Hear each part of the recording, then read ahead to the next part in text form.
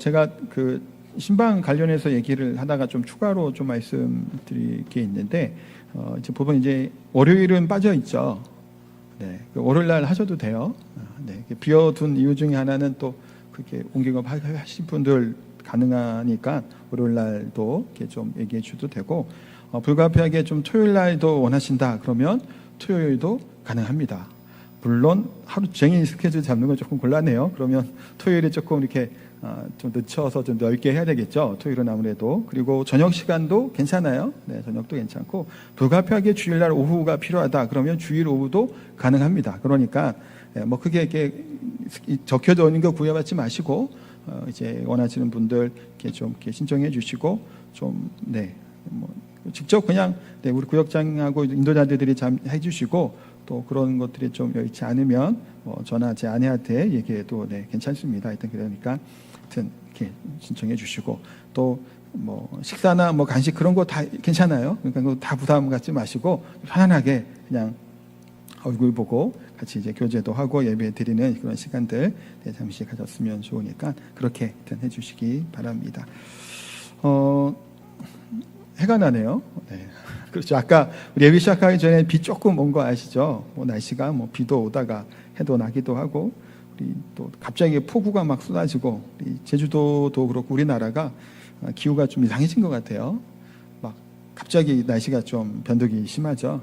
하여튼 가을에 이날 또 한정기에 감기 걸리지 않도록 건강 유의하시면서 또 이렇게 감사했으면 좋겠습니다. 오랜만에 한번 우리 옆에 분과 인사 한번 할까요? 우리 사랑합니다. 축복합니다. 사랑합니다. 축복합니다. 네, 감사합니다. 축복합니다. 사랑합니다. 네, 그 모녀지간에 앉아 있으면 어떤가요, 우리 중심단이? 제가 인사 잘했더니 표정이 좀 그러셔서 그 가족끼리 옆에 앉아 있으면 때로는 부부는 어떤가 모르겠네요. 앞에 또 계시는데 그 부부간에 이런 인사가 사랑합니다, 축복합니다. 집에서도 많이 하시나 모르겠는데 좀 어색할 수도 있고 좀 익숙할 수도 있겠습니다만, 그리스도 안에서 또 이렇게 한 공동체를 또 함께 이루어가는 우리 성도들 다 됐으면 좋겠습니다. 술 좋아하시나요? 네, 제 질문이 조금 그렇죠.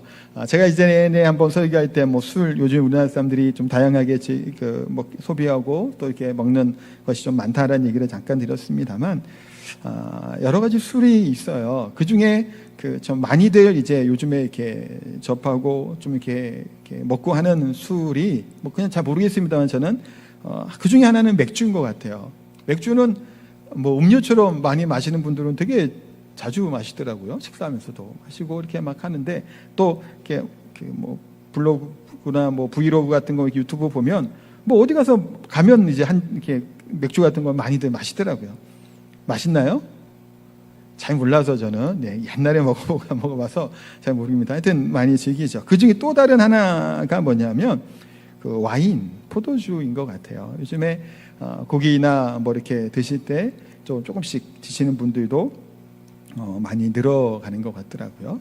그래서 제가 이제 어제 요거 포도주 술 얘기하는 거는 이제 오늘 포도주 얘기를 하니까 얘기하는데, 제가 예전에 그 포도주, 이거 와인과 관련된 그 만화를 한번 본 적이 있어요. 일본 만화였는데 신의 물방울이라고 하는 만화였어요. 그걸 이렇게 보면 뭐 이렇게 빛깔도 보고 뭐 맛도 하고 뭐 향도 막 그래요. 그러면 그런 일본 사람들의 그런 표현들이 있잖아요. 그거 보면 굉장히 맛있을 것 같아요.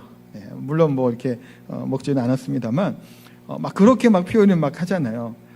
그러면 이게 어떠한 포도주가 맛있는지, 뭐 몇 년상이 뭐 어디서 하고 뭐 그런 얘기들을 막 이렇게 책에 기록된 것을 좀 봤던 기억이 납니다. 하여튼 술, 또 포도주, 아니면 또 그런 것들 단순히 오래됐기만이 아니죠. 포도주도 뭐 그런 걸 잘 모르겠어요. 그런 걸 보면 당시에 뭐 일조량이나 뭐 기후나 여러 가지 조건이 들어간다고 해요. 좋은 포도주가 나오기 위해서는 그렇게 어쨌든 숙성도 돼야 되고 이런 햇빛도 필요하다라는 것을 보게 돼요. 그런데 우리의 인생도 때로는 뭔가요? 그냥 단순히 오래 묵었다고 맛이 나고 좋은 게 아니죠. 우리의 신앙도 그냥 오래됐기 때문에 몇 년 묵었기 때문에 맛있는 게 아니라 그 당시에 이제 어떠한 그런 일조량, 태양 햇빛을 받아야 되고 때로는 비바람을 이겨내면서까지 그 달콤한 열매를 이제 과실을 맺게 될 때 그것을 가지고 뭔가를 빚고 만들 때 그 뭐 술이든 무슨 음료든 무슨 음식이든 다 그것이 맛있어지는 거죠. 원재료가 맛이 없으면 뭘 만들어도 사실 맛이 없어요. 우리가 어떠한 신앙의 모습으로 살아가고 있는지 한번 좀 돌아보고 생각해 보는 시간이 좀 되었으면 좋겠습니다. 인류 역사상 가장 그 터닝 포인트라고 분기점을 만들었다고 해야 될까요? 그런 분이 계시죠. 누구시죠? 예수님이세요. 예수님을 기점으로 우리 온 세계 인류가 날짜와 시간을 정하잖아요. 우리 잘 아는 것처럼 BC, AD 나누는 기준이 뭐죠? 예수님이에요. 예수님이 태어나기 전 BC, Before Christ, Before예요. AD 이상하잖아요. AD 하니까 왜 D는 뭔가 하겠지만 이건 라틴어입니다. 에노 도미니라고 하는 라틴어 예수님 그 후에. 그러니까 우리는 예수님이 태어나시 그 이후에 삶을 살아가는 그 계산을 하는 거죠. 2023년 이렇게 이제 계속합니다. 예수님이 가르치심은 어찌 보면 강력하고 단순하죠. 심령에 가난한 자는 복이 있다라고 말씀하시고 내가 섬김을 받으려 온 것이 아니라 섬기려 왔고 대속물로 주기 위해 내가 왔다라고 말씀하시면서 제자들을 부르시고 나를 따라 오너라 말씀하시고 그리고 십자가에서 죽으시고 사흘 만에 다시 살아나셔 사망 권세를 이겼다라고 말씀하세요. 예수님으로 말미암아 이 시대와 세대가 변화되고 큰 분기점에 맞이하게 된 것을 보게 되죠. 우리의 시대들, 우리가 살아가는 이 세대 중에서도 보면 그런 좀 분기점과 같은 무슨 세대를 얘기할 때가 있어요. 옛날에 뭐 X세대라고 들어보셨나요? 제가 아마 X세대였던 걸로 기억을 합니다. 그때 당시에 그 젊은이들에 대한 이야기들을 막 하잖아요. 지금은 무슨 시대라 그러죠? MZ시대, MZ라고도 MZ시대라고 세대라고 얘기를 해요. 예전에 윤석열 대통령이 그 후보 시절에 뭐 유튜브인가 무슨 영상에서 뭐 민지야 뭐 그런 얘기를 막 했어요. 근데 이게 뭔 소린가 했거든요. 그 민지가 뭐죠? 그 MG 이거를 갖고 민지야 좀 되게 좀 썰렁하고 좀 그랬던 느낌이 나는데 저 그때 못 알아들었어요. 이거 뭔 말인가? 그 민지란 말이 누구한테 얘기하는 건가 했더니 요즘 세대 젊은이들을 향한 얘기들이에요. 근데 보시면 젊은이들의 특성이라고 해야 될까요? 사실 그 X세대라고 하고 뭐 Z세대라고 그 시대가 지금은 다 어떻게 됐나요? 기성세대가 됐죠. 저도 기성세대잖아요. 40대가 이제 중반 넘은 후반으로 가고 있으니까요. 그런 이 기성세대가 된 이때 보면 요즘 뭐 MZ세대라고 얘기하는 세대들을 볼 때 어떤가요? 저보다 더 연배 많으신 분들 많이 계시지만 요즘 애들은 이렇다 저렇다 얘기들을 참 해요. 근데 저를 생각해 봐도 당시에 그 X세대라고 해도 그 당시에 그 사람들의 모습들 또 지금 영상으로 보면 옛날 그 촌스러운 옷과 그 모습으로 뭐 이런 것 같아요. 얘기했던 사람들의 문구나 말들을 보면 그 당시에도 어떤 톡톡 튀기도 하고 또 기존의 이런 틀과 이런 것들을 좀 부정하게 되는 그런 젊은 시대가 분명히 있었던 거예요. 그런데 지금 기성세대가 되고 나니 또 다른 지금 세대와 시대를 볼 때는 좀 그래 보이기도 하고 좀 때로는 못마땅해 보이기도 하는 뭐 그런 것 같다는 생각도 한편으로 들어요. 젊은이들, 청년들의 예배는 또 교회 안에서도 좀 다르죠. 조금 더 열정이 있고 또 흥이 있고 또 어떤 경우는 한 곡을 찬양을 해도 요즘 이제 집회나 보면 그렇더라고요. 반복을 되게 여러 하는 경우들도 있고 아니면 한 구절을 은혜의 주, 은혜의 주, 은혜의 주 뭐 이런 부분 있잖아요. 우리 그 꽃들도 할 때 굉장히 길게 반복하기도 하고요. 뭐 저렇게까지 반복을 하나 생각이 들 때도 있습니다만 좀 이렇게 다른 그런 시대와 세대가 분명히 있는 것은 분명합니다. 일어나서 찬양하기도 하고 막 이렇게 뛰면서 찬양하기도 하죠. 근데 당시에 예수님 당시에도 오래된 그런 신앙의 형식을 가지고 있는 사람들이 있었죠. 어찌 보면 대다수의 사람들이었어요. 그들은 신앙의 훈련을 이렇게 받은 자들은 뭘 많이 했을까요? 금식을 참 많이 했어요. 그래서 어떤 사람이 얼마나 경건한가라고 하는 그 기준 중에 하나로 뭘 보냐 하면 금식을 많이 하는가 자주 하는가라고도 이제 보기도 한 거예요. 그 중에 바리새인들이 있잖아요. 바리새파. 이들은 일주일에 2번 이상을 금식을 했습니다. 뭐 다른 경건의 것은 다 차치하고 뭐 이 사람들은 굉장히 경건의 훈련을 많이 했던 자들이죠. 구제도 많이 하고요. 10의 1조 더 하기도 하고 금식도 이렇게 하고 그러니까 막 경외 훈련들을 굉장히 잘 받았던 사람들이에요. 특별히 금식을 그렇게 많이 했어요. 근데 이제 그렇게 금식을 많이 해야 본인들의 신앙의 기준과 이 형식과 이 틀 안에 들어가 있어야 이 사람들은 뭐라고 얘기하죠? 경건한 사람이라고 얘기해요. 그런데 이 안에 들어가지 못한 자들은 뭐라고 얘기해요? 죄인인 거예요. 불경건한 자로 여겼던 겁니다. 그런데 오늘 본문에 보니까 세례요한의 제자들이 예수님을 찾아와서 따지듯이 비난하듯이 이야기를 해요. 14절 한번 볼까요? 같이 한번 읽겠습니다. 그때에 요한의 제자들이 예수께 나와 이르되 우리와 바리새인들은 금식하는데 어찌하여 당신의 제자들은 금식하지 아니하나이까? 자, 뉘앙스가 어떤가요? 그냥 왜 그런가요? 물어보는 것 같은가요? 좀 따뜻하고 비판적인가요? 비판적이죠. 선생님이어도 얘기 안 해요. 당신의 제자들 이야기하면 좀 비판적이에요. 그때가 언제예요? 이때가 뭐 할 때죠? 그때예로 시작을 해요. 이때는 앞에 우리가 지난주에 본 것처럼 마태를 부르시고 또 그 집에서 함께 식사하고 교제하고 있을 그때를 이야기를 합니다. 앞에 이 사건의 그때, 뭐 사건을 전환시키기도 하면서 또 연속적으로 설명할 때 쓰는 표현이에요. 하여튼 이때 그런 시간을 가진 거예요. 그런데 세리라고 하는 죄인들과 함께 식사하고 교제하는 것도 못마땅하잖아요. 자, 지난주에 이거 얼마나 그 얘기 했나요? 못마땅해. 불량한 사람들이에요. 어찌 보면 죄인들이란 말이에요. 상종하지 못할 자들이에요. 매국노와 같은 자들이에요. 그런 자들과 식사하고 교제하는 것도 굉장히 불편스럽고 못마땅한데 지금 뭐 하는 거예요? 왜 금식을 안 하느냐는 거예요. 이 얘기는 아마도 그냥 추측해 보건데 이들이 정해놓은 금식일에 이런 시간을 가졌었던 걸 수도 있겠고 또 아니면 평소에 이제 그런 금식을 정해놓고 막 금식을 했단 말이에요. 이들은. 근데 그때 이제 하지 않았던 것을 보면서 이제 이런 얘기가 있을 수도 있어요. 어쨌든 간에 지금 금식을 안 하는 거예요. 정해놓은 금식일이 있는데 그러니 지금 이들은 그건 못마땅해요. 그러니까 유대인들이 중요하다고 얘기했던 전통들, 규례들 뭐 있잖아요. 예수님이 그거를 안 따르고 있어요. 그러니까 어떻게 보이는 거예요? 불경건한 사람, 죄인과 뭐 술을 즐긴다, 뭐 그렇게도 표현하는 거예요. 그래서 예수님에 대해서. 근데 이 질문은 누가복음에서 누가 하냐면 바리새인들이 하고 있어요. 금식 왜 안 하냐라는 게 누가복음 5장에 보면 그게 나오는데, 그러니까 아마도 금식 문제에 있어서는 요한의 제자들과 바리새인들의 의견이 같이 일치했다는 것을 보게 됩니다. 지금 세례 요한은 뭐 하고 있을까요? 그러면 옥에 갇힌 상태예요. 헤롯에 관련된 일 때문에.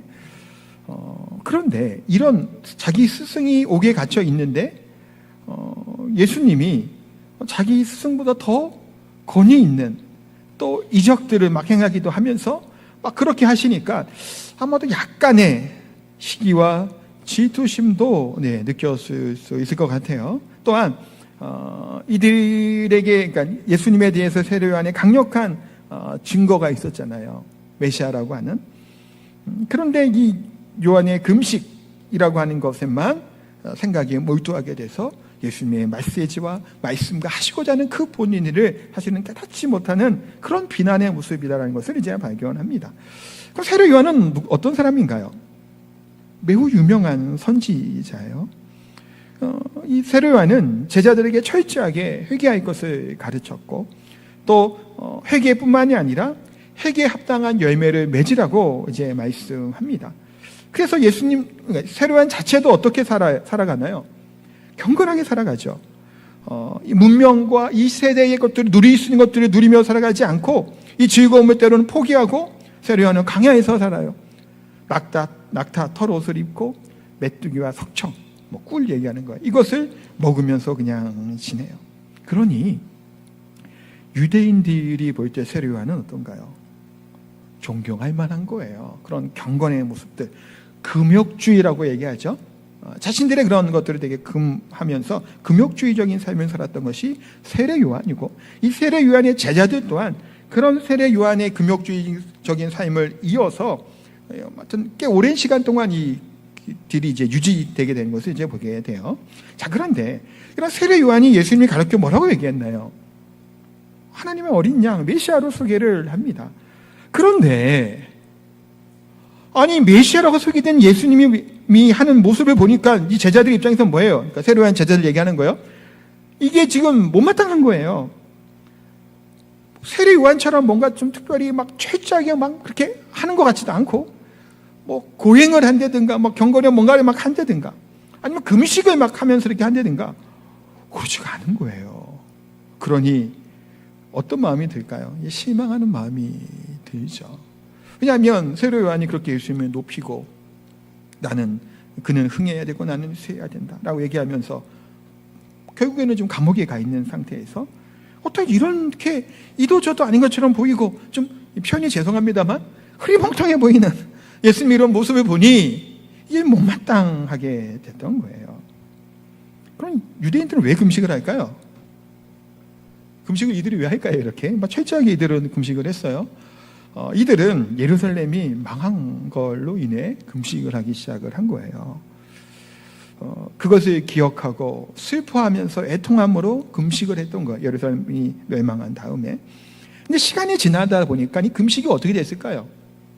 그냥 형식적으로 금식하게 되게 바뀌게 된 거예요. 그리고 이 금식하는 걸로 뭐로 여겼다고요? 신앙의 척도, 좋냐 나쁘냐의 그런 기준으로 바로 금식을 여기게 됐던 겁니다. 그러니까 유대인들에게 금식엔 그 의미와 그 본질적인 의미가 그렇게 중요해지지 않고 그냥 경건의 한 모습으로 나타났던 것이 이제 금식의 모습이었다라고 볼 수 있습니다. 그럼 금식을 왜 하나요? 우리는 지금 하시는 분들 계시잖아요. 금식을 왜 하죠? 내가 뭔가를 이루기 위해서 금식하나요? 하나님께만 붙잡고 야곱이 그냥 여호와의 사자를 하나님을 붙잡고 기도해서 이스라엘이라고 이름이 바뀐 것처럼 뭔가 막 이루기 위해서 막 금식을 하시나요?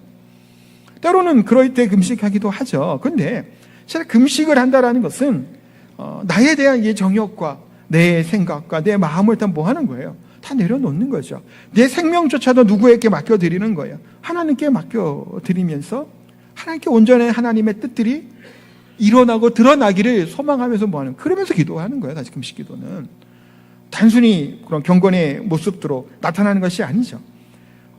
그래서 금식을 하면서 내가 며칠에 금식하고 내가 얼마를 금식했다라고 하는 것이 이들처럼 내 의로움이 되어버리면 금식을 안 하는 게 좋아요.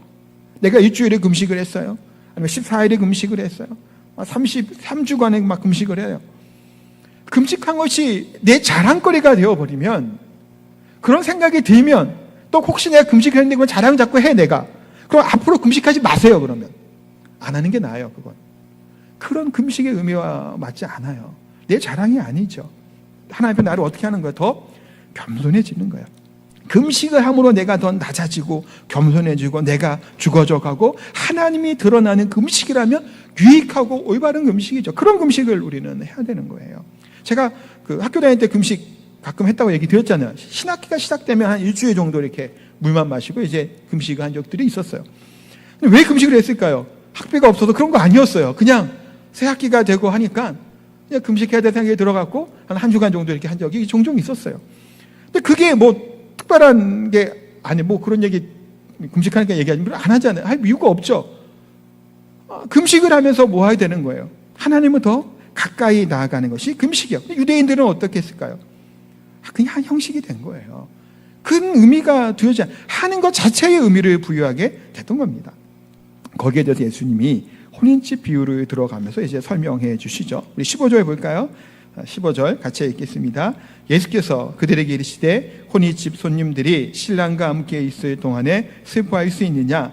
그러나 신랑을 빼앗길 날이 이르리니 그때에는 금식할 것이니라. 아멘. 자, 쉬운 예를 들어서 예수님이 설명해 주시는 거예요. 자, 여기 혼인집 손님들이라고 하는 말은 이 문자적인 그런 의미의 해석은 뭐냐면 신랑 방의 아들들이라고 하는 뜻이에요. 문자적으로 그대로 해석을 하면. 근데 신랑 방의 아들이라는 말이 뭔 얘기냐면 실제로는 신랑이 혼인 예식을 돕기 위해 있는 친구들을 얘기합니다. 그러니까 유대인들은 결혼을 보통 한 7일 정도 이렇게 잔치를 했어요. 그러니까 결혼 마지막 날이 되면 신랑이 신부를 데려오기 위해서 장인의 집에 이제 가는 거예요. 그때 갈 때 누구랑 함께 하고 갈까요? 이 신랑 방의 아들들, 신랑의 친구들, 이 사람들과 함께 이제 그 신부 집에 간 거예요. 그러니까 신부를 데려오기 가는 들러리 역할을 하는 이 친구들이란 말이에요. 이 손님들은. 그러니 이들이 금식을 하면 되나요? 잔치에 가서? 안 되는 거예요. 그렇게 금식을 안 했단 말이에요. 그러니까 예수님이 그 비유를 들으신 거예요. 근데 보세요. 이 비유를 왜 들었을까요? 질문한 사람이 누구죠? 세례요한의 제자들이에요. 자, 세례요한이 요한복음 3장 29절에 보니까 이렇게 얘기를 해요. 같이 한번 이것도 얘기했습니다.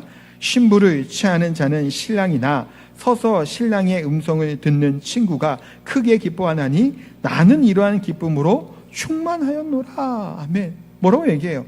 신랑의 음성을 듣는 친구가 있는데 그게 누구라고요? 자신이라는 거예요. 누가요? 세례요한이. 그러니까 나는 신랑이 위에 얘기했던 혼인집 손님, 신랑 친구인 거고 신랑은 누구라는 거예요? 예수 그리스도가 신랑 되심을 이제 소개하고 있는 이 대목의 구절이에요. 그러니까 이 본문의 이 예를 들어서 설명하실 때 요한의 제자들이 질문했잖아요. 왜 금식 안 하냐고. 어떻게 들렸을까요? 바짝 깨달아 알았겠죠. 왜냐하면 자신의 스승인 요한이 예수님은 신랑이라고 얘기하고 자신의 신랑의 친구라는 표현이 썼기 때문에 이것의 비유를 들어서 설명을 해주시는 거예요. 그러니까 지금은 이때는 뭐라는 거예요? 함께 있는 때, 신랑과 함께 있을 때는 슬퍼할 때가 아니라는 것을 분명히 말씀하고 있습니다. 예수님은 신랑이시죠. 그렇죠? 또 예수님의 제자들은 어찌 보면 신랑의 손님들, 친구와 같은 자들, 예수님과 함께 신랑 혼인잔치와 함께 신랑과 함께 있을 동안에 슬퍼할 이유가 없다라는 것을 분명히 말씀합니다. 성경에서도 하나님을 신랑이라고 비유하는 구절들이 이제 종종 이제 등장을 하고 있어요. 그처럼 예수님께서는 버림받은 어찌 보면 신부와 같은 죄인을 찾으러 오신 신랑 되시죠. 그러기 위해서 하늘의 영광을 버리시고 이 땅에 찾아오신 거예요. 그러니 이 날은 뭐 하는 날이에요? 기뻐하고 춤추며 즐거워할 날이라는 겁니다. 예수님께서는 자신의 신랑을 비유하면서 이렇게 설명해 주시는 것, 다시 자녀를 찾는 그날, 신부를 찾는 그날을 설명하고 있죠. 그래서 호세아 말씀을 보면 누가 나와요? 고멜이라고 하는 호세아의 아내가 나와요. 음란한 여인으로 소개하고 있죠. 근데 하나님 호세아에게 뭐라고 말씀해요? 다시 값을 주고 이 여인을 사오라 그래요. 대가를 주고 사와요. 음란하여 떠나갔던 여인인데 뭘 의미하는 거예요? 호세아는 하나님을 이야기하고 있고 이 고멜, 이 아내는 이스라엘을 이야기하잖아요. 마찬가지로 우리가 떠나 있는 음란하여서 이 얘기는 뭐예요? 그냥 육체적인 음행을 얘기하는 게 아니죠. 이방 신에게, 이방 다른 거에게 했던 붙어있던 그대를 구원해 주시기 위해서 다시 그를 사오라고 하신 것처럼 예수님께서 신랑 되셔서 이 땅에 오셔서 이와 같이 모든 죄를 대속해 주심으로 이와 같은 일로 이 땅에 오셨단 말이에요. 그런 이날은 뭐 하는 날이에요? 기뻐하고 즐거워하고 감사할 날이라는 거예요. 느헤미야에 보면 학사 에스라가 이스라엘 백성 앞에서 율법을 낭독하고 설교하고 하는 게 나와요. 에스라가 그때 이스라엘 백성들이 큰 은혜를 받아요.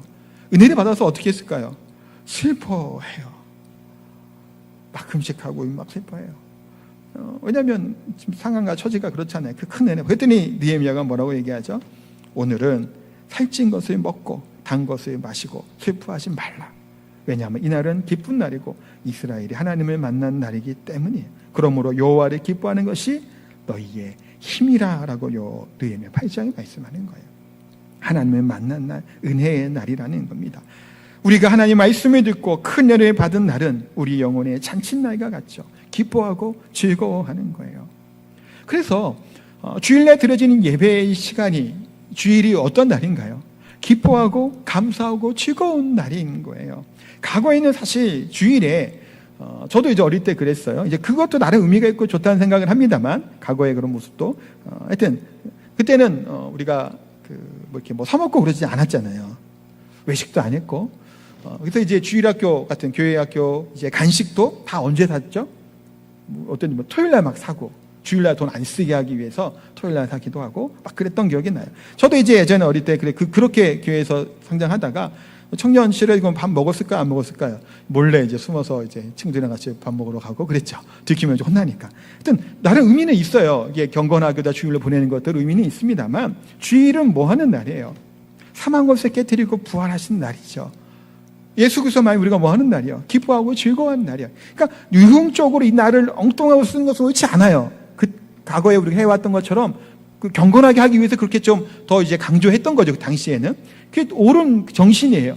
그러나 그 안에서 너무 율법적으로 이렇게 매여 있을 것은 아니라 뭐 하기 위해서 우리가 함께 교제하고 사랑하고 나누기 위해서는 기뻐하고 즐거워하는 것에 굳이 그렇게 그런 율법적으로 형식적으로 매일 필요는 없는 것이 지금 이 주일의 때가 아닌가라는 생각을 또 해보게 됩니다. 또 어쨌든 간에 그렇게 기뻐하고 즐거워하는 날이에요. 근데 금식할 날이 다가온다고 얘기하고 있죠. 15절의 끝부분에 보면 그러나 신랑은 빼앗길 날이 이르리니 그때에는 금식할 것이니라.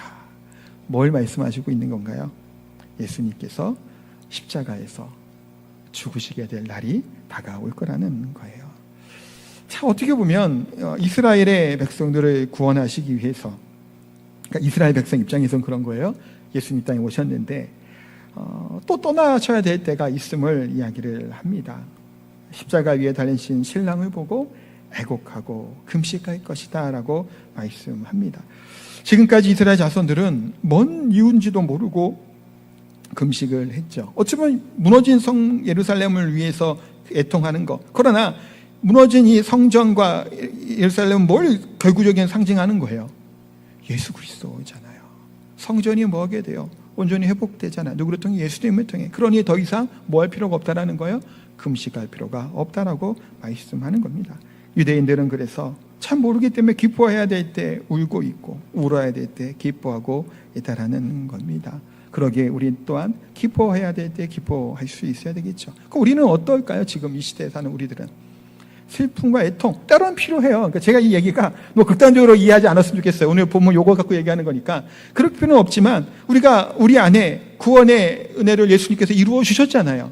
성령을 부어 주셨고 그러기도 우리가 두려워할 것이 없고 누가 어떻게 하기 때문에 의식적으로 행위적으로 아니면 뭔가의 그런 종교적인 의례적인 것으로 말미암아 우리가 금식을 하거나 뭐 예배를 드리거나 또 뭔가의 법을 지키려고 해서는 안 된다는 그럴 필요가 없다라는 거예요. 우리는 그리스도 안에서 뭐 하는 자예요? 자유로운 자예요. 우리에게 새로운 삶을 허락해 주셨죠. 그래서 예수님이 두 가지 비유를 들어 설명해 주세요. 첫 번째가 뭐죠? 생배조각 16절이죠. 낡은 옷에 붙이는 자가 없다라는 거예요. 그 옷이 당겨져서 헤어짐이 더한다라고 말씀하죠. 옷감이 시간이 지나고 빨고 하면 이게 늘어난다고 하죠. 그러니까 이게 낡은 것끼리 해야지 새 거하고 하면 안 된다. 그런 의미예요. 또 포도주 얘기를 하죠. 포도주도 뭘 설명하고 있냐면 포도주가 발효가 되면 거기서 이제 팽창을 하죠. 지금이랑은 좀 구조가 다르니까요. 이제 이제 가죽이랑 이렇게 해갖고 이제 그 통을 만들잖아요. 포도 통을. 그러면 이게 팽창을 하기 때문에 가스가 나오고 하면 그게 이제 같이 포도주와 함께 숙성이 되어 간다는 거예요. 그래서 포도주를 버리고 새 포도주를 넣으면 이게 또 팽창이 되다 보면 터질 수 있기 때문에 그런 비유를 들어서 설명을 해 주신 거예요. 그렇다면 지금 생배 조각과 헌옷, 뭐 새 포도주, 헌 포도주 그건 뭘 의미하는 건가요? 헌옷, 오래된 옷 뭐 이런 거는 아니면 그 의미는 유대인들 이들의 지금 유대교 이들을 얘기하고 있는 것이고 생배 조각, 새 포도주는 뭘 얘기하는 건가요? 예수 그리스도로 말미암아 새 생명을 얻은 우리 그리스도인들을 이야기하고 있다는 겁니다. 그러니까 하나님께서 만드신 새 사람은 어찌 보면 매뉴얼적인 거, 규칙들 지키지 않아야 된다는 얘기는 아니에요. 그러나 그 안에서 또한 뭐 하게 되는 거예요? 참된 의미와 그 가운데 자유함을 얻게 되는 것이 또한 우리 그리스도인이라는 거예요. 우리가 하나님 앞에서 지켜야 될 것들이 있고 살아가야 되겠죠. 그렇지만 때로는 그것이 안 되기 때문에 못했기 때문에 우리가 막 정말 정죄함과 비판한 가운데 있을 필요까지는 때로는 없어요. 사실 뭐 그 얘기하다 보면 시간이 기니까 뭐 더 얘기할 수 있겠습니다만 그때 예수님이 그것을 설명하면서 새 시대가 오게 됨을 이야기하고 있고 예수 그리스도로 말미암아 새로운 이제 계명, 새로운 생명, 새로운 삶 가운데 있게 됨을 분명히 말씀하고 있습니다. 그래서 때로는 겉으로 볼 때는 누가 경건해 보여요? 바리새인 요한의 제자들이잖아요. 왜냐하면 그들은 철저하게 금식도 하고 철저하게 막 구제도 하고 헌금도 되게 많이 해요. 그 사람들은 예배도 막 철저하게 드려요. 기도도 얼마나 많이 하는지 몰라요. 굉장히 경건해 보이는 자들이죠. 그러나 우리 인간의 노력과 열심이 그렇게 대단하지 못한다라는 거예요. 인간의 힘으로 온전해질 수 있나요? 없어요. 불가능하단 말이에요. 그래서 누가 오신 거예요?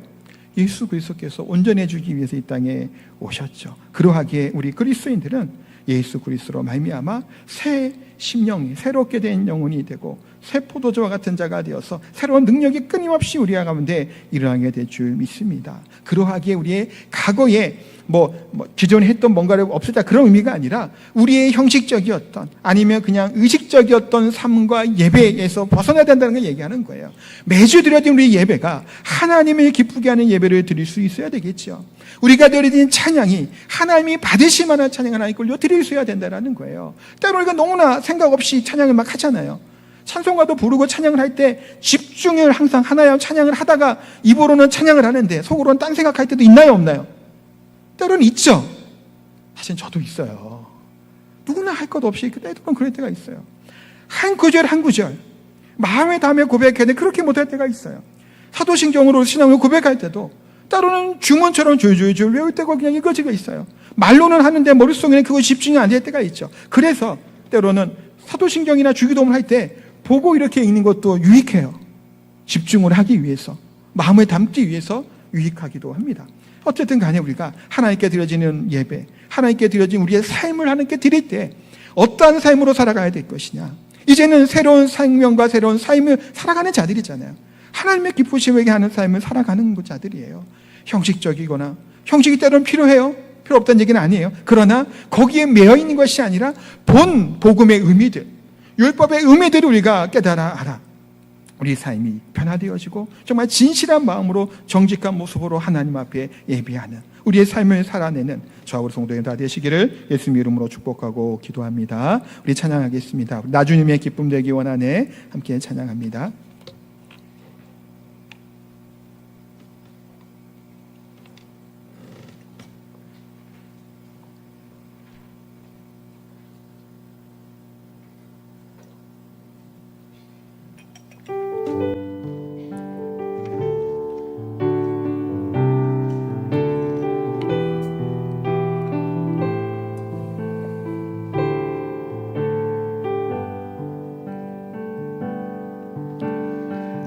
주님의 기쁨 되기 원하네.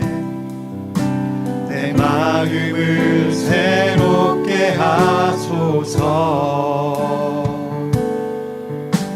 새 부대가 되게 하여 주사.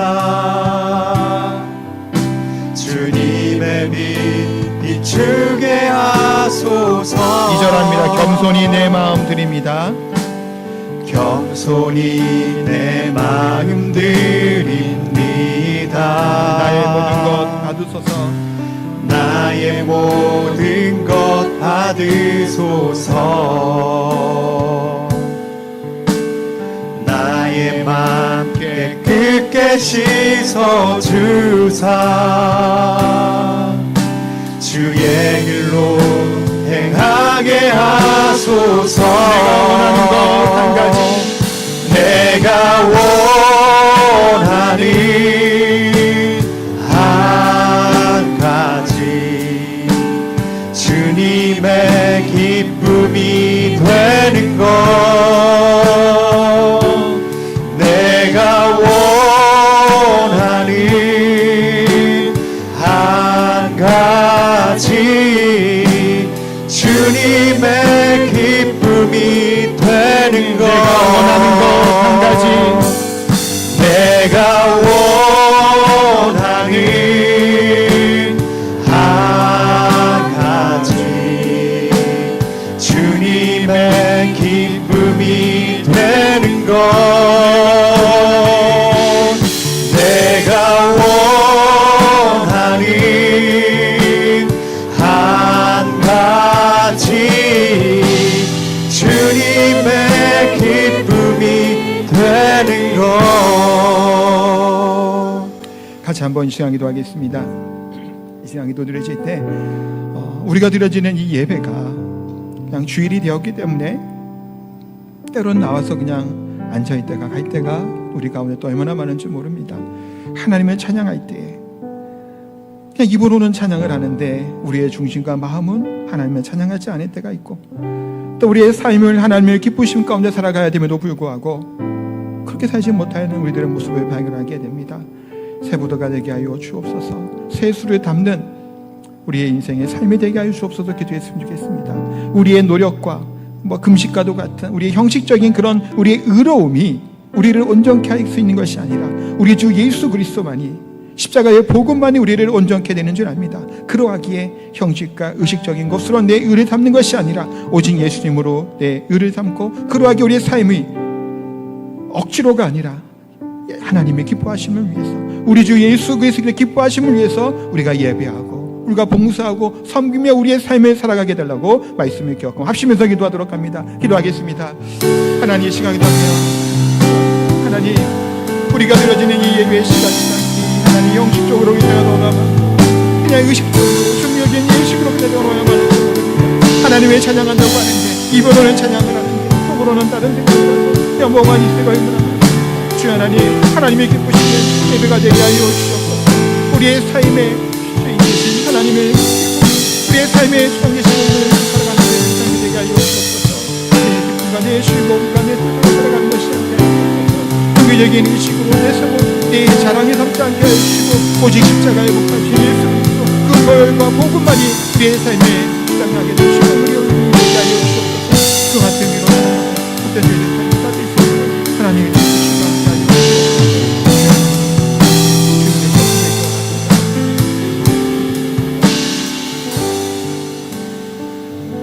거룩하고 존귀하신 하나님, 주님의 기쁨이 되기를 소망합니다. 내가 원하는 것, 내가 기도하는 것, 내가 바라는 것, 내가 뭔가를 이루고 위함이 아니라 하나님의 영광이, 하나님의 뜻이, 하나님의 기쁨이 나를 통해, 우리 교회를 통해, 우리 가정을 통해 이루어지기를 소망하는 우리 믿음의 사람들, 하나님의 사람들이 다 될 수 있도록 은혜 베풀어 주옵소서. 내 의로움과 종교적인 형식으로 말미암아 내 노력으로 내 의 삼지 않게 하여 주시고 오직 우리 주 예수 그리스도 십자가의 보혈만이, 그 복음만이 우리의 삶의 자랑이 되게 하여 주옵소서. 또한 귀한 예물 감사의 마음을 담아 하나님께 올려드립니다.